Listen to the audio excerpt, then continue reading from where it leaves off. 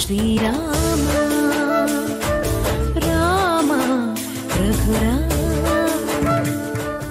ರಾಮನಿಗೂ ದೀಪಾವಳಿಗೂ ಎಂತ ಸಂಬಂಧ? ರಾಮ 14 ವರ್ಷ ವನವಾಸ ಮುಗಿಸಿ ಅಯೋಧ್ಯೆಗೆ ಹಿಂತಿರುಗಿ ಬರುವ ಸಂಭ್ರಮವೇ ದೀಪಾವಳಿ.